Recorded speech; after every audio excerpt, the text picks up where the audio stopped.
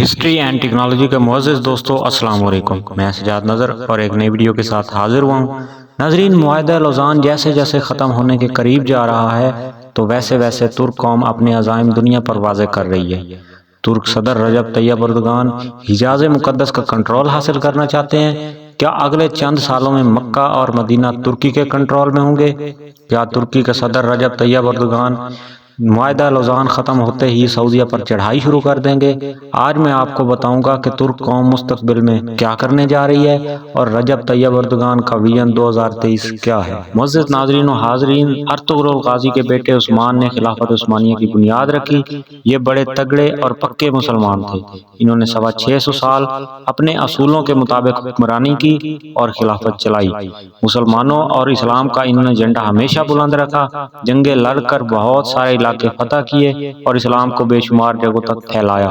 لیکن اس کے بعد سلطنت عثمانیہ پر ایسا زوال آیا کہ ترک قوم کو معاہدہ لوزان میں جکڑ دیا گیا اور یہ معاہدہ 1923 میں ہوا تھا، اب 2023 میں ختم ہونے جا رہا ہے۔ جب خلافت عثمانیہ کا خاتمہ ہوا تو برطانیہ نے اپنے اتحادیوں کے ساتھ مل کر ترکی کو مجبور کیا کہ وہ اپنی حدود کے اندر ہی بند ہو جائے اور کچھ شرائط رکھی تھی۔ اس معاہدے کو آج بھی فرانسیسی پارلیمنٹ میں محفوظ رکھا گیا ہے۔ یہ معاہدہ جن شرائط پر ہوا وہ یہ ہیں: خلافت عثمانیہ ختم کر دی جائے گی۔ جب خلافت عثمانیہ ختم ہوئی تو اس کے جانشینوں کو قتل کیا گیا، ان کو جلا وطن کیا گیا، ان کے اثاثے ضبط کر لیے گئے۔ یہ اثاثے جب ختم ہوئے تو 3 بر اعظموں میں بہت زیادہ مال و دولت تھا، بہت ساری جائیدادیں تھیں جو برطانیہ اور اس کے اتحادیوں کے پاس چلی گئیں۔ ترکی کو ایک سیکولر ریاست بنا دیا گیا، اس میں سے اسلام کو ختم کر دیا گیا اور خلافت کے اوپر پابندی لگا دی گئی۔ ترکی پٹرول نہیں نکال سکے گا اور پٹرول دوسرے ممالک سے خریدے گا، حالانکہ ترکی میں بہت زیادہ پٹرول کے کنویں موجود ہیں۔ ترکی نہ اپنے ملک سے اور نہ کسی دوسرے ملک سے معدنیات نکال سکتا ہے، یہ بہت بڑی زیادتی تھی۔ ترکی کے پاس ایک باسفورس سمندر ہے جو ساحل سمندر ایک زبردست بندرگاہ ہے، اس کو بین الاقوامی قرار دیا گیا، یعنی کوئی بھی یہاں اپنی مرضی سے آ جا سکتا ہے اور ترکی ٹیکس وصول نہیں کر سکے گا۔ نہر سوئس کو تجارت کی ریڑھ کی ہڈی سمجھا جاتا ہے اور باسفورس تجارت کے حوالے سے دوسری بڑی بندرگاہ ہے اور آنے والے وقت میں یہ پہلے نمبر پر آ جائے گی۔ اگر آپ حج یا عمرہ پر گئے ہوں اور ترکوں کو وہاں آتے ہوئے دیکھا ہو تو ان کے ہاتھ میں ایک نقشہ ہوتا ہے، کیونکہ انہوں نے ایک لمبے عرصے تک حجاز مقدس کا کنٹرول اپنے پاس رکھا، یعنی خلافت عثمانیہ میں سعودی عرب کا علاقہ ترکوں کے کنٹرول میں تھا۔ ترک قوم نے کئی سال تک مکہ اور مدینہ میں آنے والے لوگوں کی میزبانی کی۔ اس جگہ سے ان کا اتنا زیادہ انس اور لگاؤ ہے کہ سعودیہ جب بھی وہاں کوئی تبدیلی کرتا ہے تو معاہدے کے مطابق ترکی قوم ایک ایک پتھر لے جا کر ایک میوزیم میں اپنے ملک میں جا کے رکھتی ہے، تاکہ ان کو یاد رہے کہ اللہ تعالیٰ نے خانہ کعبہ اور مسجد نبوی کی میزبانی ان کے پاس 650 سال تک رکھی تھی۔ ترکوں کو اپنے ہاتھ میں لیا گیا نقشہ دیکھ کر پتہ چلتا ہے کہ کون سے صحابہ کا گھر کون سی جگہ ہے۔ پچھلے 100 سال سے ترک اللہ تعالیٰ سے خانہ کعبہ میں رو رو کر یہ دعا کرتے ہیں کہ اے اللہ، ہم سے ناراضگی ختم کر دے، جو میزبانی کا شرف ہمیں دیا تھا وہ واپس کر دے۔ ترک صدر رجب طیب اردوان نے ملکی کانفرنس میں اس بات کا اظہار بھی کیا تھا کہ معاہدہ لوزان کے بعد وہ مکہ اور مدینہ کا کنٹرول واپس لینے کے خواہش مند ہیں۔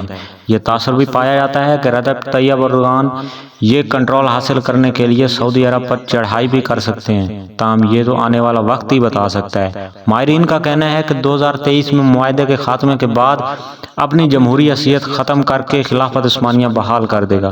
اس کی دلیل کچھ یوں بھی دی جاتی ہے کہ ترکی نے جب معاہدے پر دستخط کرتے وقت خلافت عثمانیہ کی حدود میں موجود تمام ممالک یعنی شام، عراق، لبنان اور سعودی عرب کو الگ الگ ریاستوں کے طور پر تسلیم کر لیا اور یہ تمام ممالک اب اقوام متحدہ کے رکن بھی ہیں۔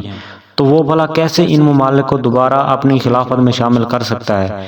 موجودہ دور میں ترکی ایک جمہوری ملک ہے اور تمام اداروں کا نظم و نسق جمہوریت کے اصولوں کے مطابق ہی چلایا جا رہا ہے۔ کچھ پاکستانی ماہرین کا یہ بھی کہنا ہے کہ رجب طیب اردوان 2023 میں دوبارہ صدر منتخب ہونے کے بعد خلافت عثمانیہ بحال کر دیں گے۔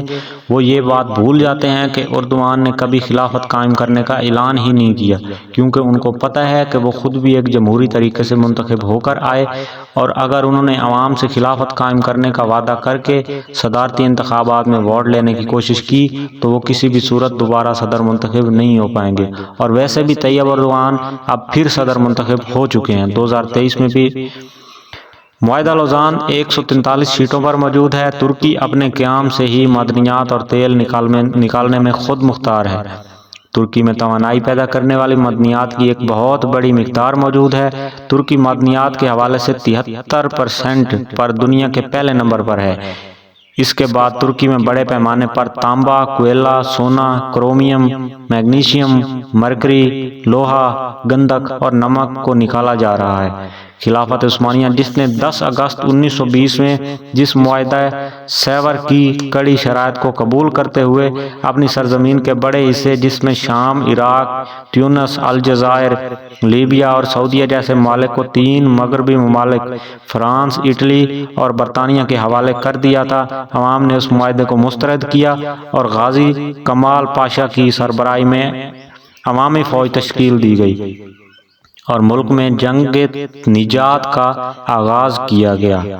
ملک کی آزادی کے جذبے سے لڑی جانے والی جنگ نجات کے دوران اتحادی ممالک کو کئی ایک محاذوں پر، جس میں معرکہ چنات بھی شامل ہے، ان میں شدید عزیمت اٹھانی پڑی۔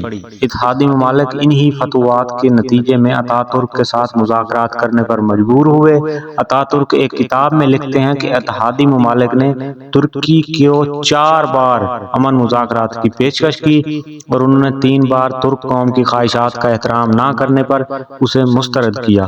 آخرکار چوتھی بار ترک قوم کی خواہشات کا احترام کرنے پر سوئٹزرلینڈ کے شہر لوزان میں امن مذاکرات میں شرکت کرنے کی حامی بھری، لیکن شروع میں ان مذاکرات میں ترکی پر مشکلات کھڑی کیے جانے پر ان مذاکرات کا بائیکاٹ کیا گیا، جس پر دوبارہ سے شروع ہونے والے کٹھن مذاکرات کے نتیجے میں جولائی 1923 میں لوزان کے رومن پیلس میں لوزان امن معاہدہ طے پایا، جسے اس دور میں لوزان صلح نامہ کے نام سے یاد کیا گیا۔ اس معاہدے پر ترکی، برطانیہ، اٹلی، فرانس، یونان، بلغاریہ، پرتگال، بیلجیم اور یوگوسلاویہ کے نمائندوں نے دستخط کیے اور اس وقت سے اس معاہدے پر عمل درآمد جاری ہے اور اسے ختم کرنے کے بارے میں کسی فریق نے آج تک رجوع نہیں کیا۔ تو دوستو، یہ کیسی لگی میری ریسرچنگ ویڈیو؟ کمنٹ سیکشن میں آپ بتائیے گا اور چینل کو لائک کریں، سبسکرائب کریں۔